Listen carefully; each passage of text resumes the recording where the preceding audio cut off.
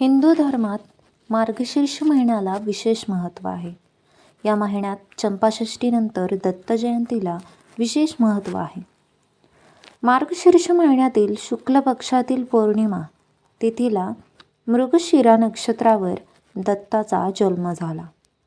म्हणून हा दिवस दत्त जयंती म्हणून साजरा केला जातो. या महिन्यात ब्रह्मा, विष्णू आणि महेशाचा अवतार असणाऱ्या दत्तात्रेय महाराजांची जयंती साजरी केली जाते. मार्गशीर्ष पौर्णिमेला दत्त पौर्णिमा या नावाने देखील ओळखले जाते.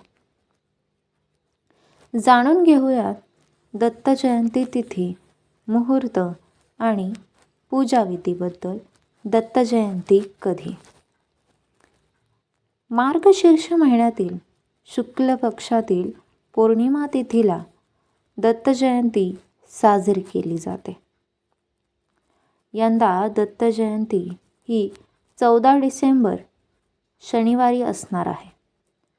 ही जयंती सायंकाळी 4:58 सुरू होईल आणि दुसऱ्या दिवशी 15 डिसेंबरला दुपारी 2:31 संपेल. उदयतिथीनुसार दत्त जयंती 14 डिसेंबरला साजरी केली जाईल. दत्त जयंती महत्त्व. दत्तात्रेय हा शब्द दत्त व आत्रेय या दोन्ही शब्दांनी मिळून बनलेला आहे. दत्ताचा अर्थ आपण ब्रह्मच आहोत, मुक्त आहोत आणि आत्माच आहोत अशी अनुभूती ज्याला आहे असा तो. आणि अत्रेय म्हणजे अत्री ऋषींचा मुलगा.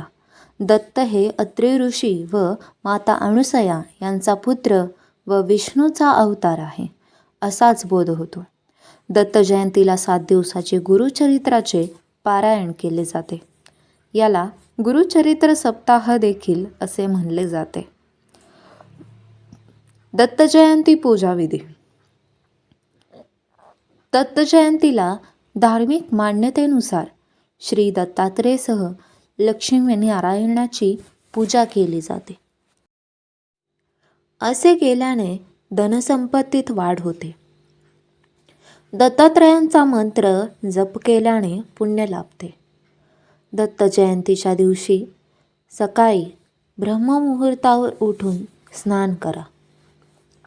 मंदिर स्वच्छ करून त्यावर चौरंग किंवा पाट ठेवा. दत्त महाराजांचा फोटो किंवा मूर्ती ठेवा. गंगाजल आणि पंचामृताने मूर्तीचा अभिषेक करावा. फूल, फुले, धूप, दिवे, अगरबत्ती लावावी. मिठाई अर्पण करून गुरुचरित्राचे पारायण, दत्त महाराजांचा मंत्र, दत्तमंत्राचा जप करावा. श्री दत्ताची आरती म्हणून नैवेद्य त्यांना अर्पण करावा. मार्गशीर्ष पौर्णिमेच्या दिवशी मृग नक्षत्रावर सायंकाळी दत्ताचा जन्म झाला म्हणून त्या दिवशी दत्ताचा जन्मोत्सव साजरा केला जातो. श्री दत्त अवताराचा उगम आणि प्रवास अद्भुत आहे. जाणून घ्या दत्तांची जन्मकथा. अत्री मुनीची पत्नी अनुसया ही अत्यंत पतिव्रता होती व साध्वी स्त्री. ती आश्रमात पतीच्या सानिध्यात राहून पतीची उत्तम प्रकारे सेवा करीत असे. तसेच आश्रमात येणाऱ्या प्रत्येक अतिथींचे मोठ्या प्रेमाने व आदराने स्वागत करी. वेळोअवेळी आलेला पाहुणा अनुसयाच्या आश्रमातून कधी उपाशी पोटी गेला नाही किंवा खाली हाताने गेला नाही. तिचा हा आचार पाहून प्रत्यक्ष सूर्यदेव सुद्धा तिच्यापुढे शीतल होय. पवन तिच्यापुढे नम्र होय. एवढा तिच्या पतिव्रतेचा प्रभाव होता. पतीबद्दल तिच्या ठायी असलेली अनन्य भक्ती व लोकांबद्दल असलेला अत्यंतिक आदर यामुळे तिचे नाव साध्वी व पतिव्रता स्त्री म्हणून सर्वोत्मुखी झाले. ही वार्ता अर्थात नारद मुनींच्या सुद्धा कानावर पडली. त्यांनी ही वार्ता वैकुंठाला जाऊन ब्रह्मा, विष्णू, महेश यांच्या पत्नी सावित्री, लक्ष्मी, पार्वती यांना सांगितली. तेव्हा साहजिकच त्यांना या अनसूयेबद्दल मत्सर वाटू लागला. ही अनसूया यज्ञचिंतित मानव व आपण देवी. तेव्हा या अनसूयेचे वर्चस्व आपणावर उपयोगी नाही. तेव्हा हिचे सत्व हरण करावे असा त्यांच्या मनात विचार आला.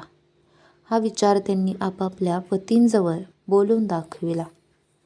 त्रिमूर्ती म्हणजेच ब्रह्मा, विष्णू, महेश संतप्त झाले आणि म्हणाले, ती पतिव्रता कशी आहे ते आम्ही पाहतो व तिचा व्रतभंग आम्ही जरूर करतो. अशी प्रतिज्ञा करून त्या तिघांनी ब्राह्मणांची रूपे घेतली. शुभ्र धोतर, अंगावर रेशमी उपरणे, यज्ञोपवीत आणि हातात कमंडलू अशा रूपात ते तिघे अत्रि मुनींच्या आश्रमात आले. भर दुपारची वेळ होती. अशा वेळी आपल्या आश्रमात आलेले ब्राह्मण अतिथी पाहून अनसूयेने त्यांना मोठ्या आदराने बसावयास आसन दिले. त्यांचे चरण धुतले व भक्तिभावाने त्यांचे पूजन केले. त्यांना पाटावर बसवून जेवण वाढले. पण तिला अतिथी म्हणाले, आम्हास विवस्त्र होऊन अन्न वाढावे. हे ऐकताच अनसूया चिंतन करत मनात म्हणाली, हे कोणी सामान्य साधू नाहीत, तर हे माझे सत्व पाहण्याकरिता आले आहेत. यांस जर विनमुख पाठवले तर माझ्या सत्वाची हानी होईल. माझे मन निर्मळ आहे, शिवाय माझ्या पतीचे तप सामर्थ्य माझ्या मागे आहे. असा विचार करून अनसूया तात्काळ घरात गेली. त्यावेळी तिचे पती देवाजवळ ध्यानस्थ बसले होते. त्यास ही सारी कथा निवेदन केली. तेव्हा मुनींनी अंतर्ज्ञानाने हे सारे ओळखले व आपल्या पत्नीस एका पंचपात्रात गंगोदक देऊन म्हणाले, हे गंगोदक त्या अतिथींच्या अंगावर उडव व त्यांना इच्छाभोजन दे. तेव्हा पतीच्या आज्ञेप्रमाणे तीर्थाची पंचपात्री हातात घेऊन अनसूया आश्रमाबाहेर आली. हातातील गंगोदक त्या तिघांवर उडवले. तो काय, त्या गंगोदकाचा स्पर्श होताच ते तिघे अतिथी तात्काळ बालक झाले. तेव्हा अनसूयेने तात्काळ त्यांना उचलून कडेवर घेतले आणि त्या अतिथींच्या इच्छेप्रमाणे तिघा अतिथींची बालके झाली. ती बालके रडू लागली. तेव्हा त्यांना भूक लागली असेल असे समजून अनसूयेने त्यांना यथेच्छ स्तनपान करविले. त्यांचे पोट भरल्यानंतर त्यांना पाळण्यात घालून थोपटून झोपवले. स्वर्गलोकात तीनही देवस्त्रिया आपल्या पतींची वाट पाहू लागल्या. तेव्हा नारद मुनी अत्रि मुनींचा निरोप घेऊन स्वर्गलोकी आले व घडलेली घटना सांगितली. त्या चिंताग्रस्त झाल्या. त्या तिघी अनसूयेकडे गेल्या. तिची करुणा भागवून झालेली सारी कथा निवेदन केली व अनसूयेची क्षमा मागितली. अनसूयेस दया येऊन तिने हा वृत्तांत आपल्या पतीस सांगितला. तेव्हा अत्रि मुनींनी पुन्हा गंगोदक देऊन त्या बालकांवर शिंपडण्यास सांगितले. तेव्हा हातात तीर्थाची पंचपात्री घेऊन अनसूया बाहेर आली. त्या बालकांवर गंगोदक शिंपडले. तेव्हा ती बालके पूर्ववत देवस्वरूप झाली. ब्रह्मा, विष्णू, महेश इतक्यात मुनी बाहेर आले. त्यांनी देवांना साष्टांग नमस्कार घातला. विष्णू, शंकर, ब्रह्मदेव प्रसन्न झाले व म्हणाले, हे अनसूये, आम्ही तुझवर प्रसन्न झालो आहोत. इच्छित वर माग. तेव्हा अनसूयेने तिघे बालक ब्रह्मा, विष्णू, महेश माझ्या घरी 3 मूर्ती एकरूप होऊन पुत्राप्रमाणे राहू देत असा वर मागितला. तेव्हा तथास्तु असे म्हणून देव अंतर्धान पावले. अशा तऱ्हेने मार्गशीर्ष शुक्ल चतुर्दशीच्या दिवशी दत्तात्रयाचा जन्म झाला. 3 शिरे 6 हात आणि तेजस्वी अंगकांतीचे ते बालक पाहून सती अनसूयेला अत्यानंद झाला. ती पतिव्रता स्त्री खरोखर धन्य होय. तेव्हापासून आजतागायत मार्गशीर्ष शुक्ल पौर्णिमेला प्रदोषकाली दत्तजयंतीचा उत्सव प्रतिवर्षी साजरा होतो. ही आपण पाहिली दत्त जन्मकथा. व्हिडिओमध्ये दत्त जयंतीनिमित्त संपूर्ण माहिती तुम्हाला दिलेली आहे. व्हिडिओ आवडल्यास व्हिडिओला नक्कीच लाईक करा. हा व्हिडिओ जास्तीत जास्त लोकांना शेअर करा आणि आमच्या चॅनलला सबस्क्राईब जरूर करा. धन्यवाद. श्री स्वामी समर्थ.